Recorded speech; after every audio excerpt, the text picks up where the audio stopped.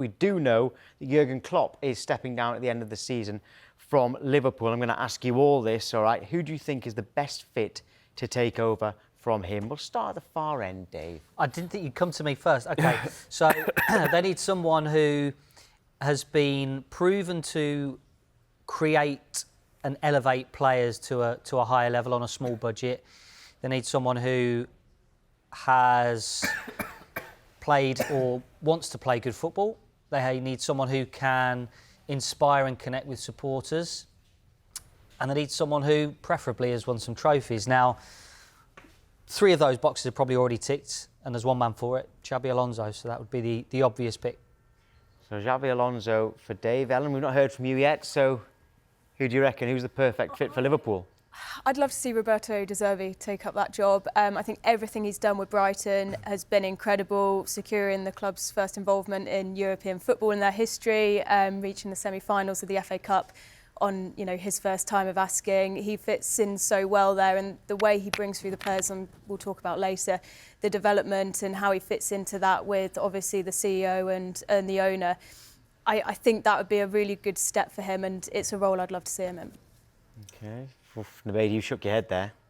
Yeah, I mean, in my brain, there's only one manager that comes to mind at the moment. It's Xabi Alonso. But I think a lot of people have concerns. It's his first season at Bayer Leverkusen.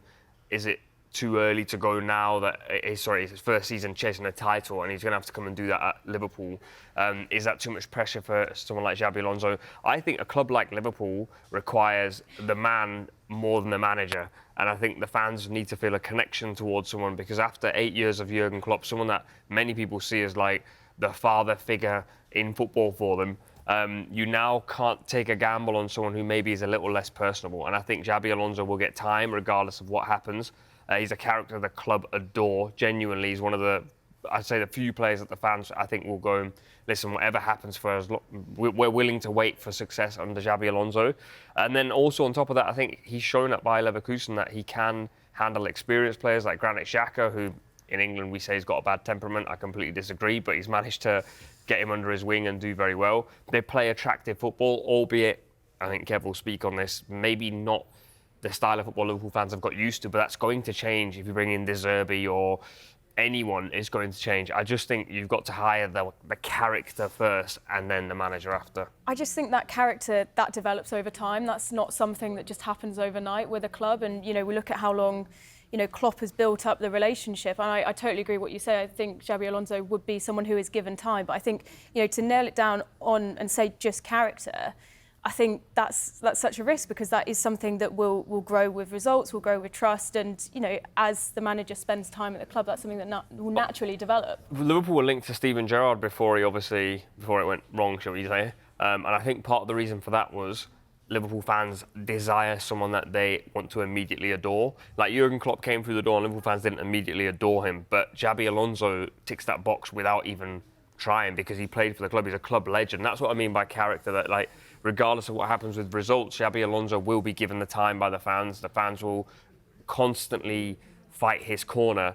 And I think that at this moment in time for Liverpool fans is just as important as getting someone in who is tactically fluid and adaptable and everything else. There's a lot to like about Alonso. The connection is there already, as you've said.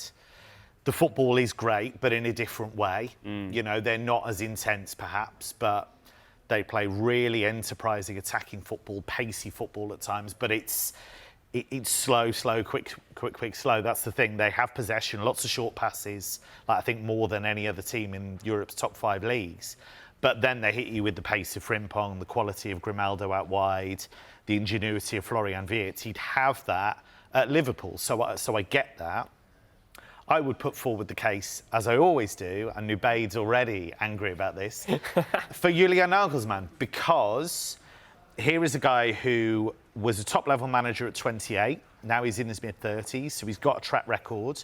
Let's not forget, he took Hoffenheim from being a relegation candidate to being twice Champions League qualifiers, once knocked out by Liverpool in the playoffs, once took them through to the group stage, then took Leipzig to the semi-finals of the Champions League, and then with Bayern was winning trophies, but at Bayern, you say the wrong thing, you make the wrong move politically, and you can be out. I think he's learnt a lot from that. It was a bruising experience. He's learned to deal with big egos above and below.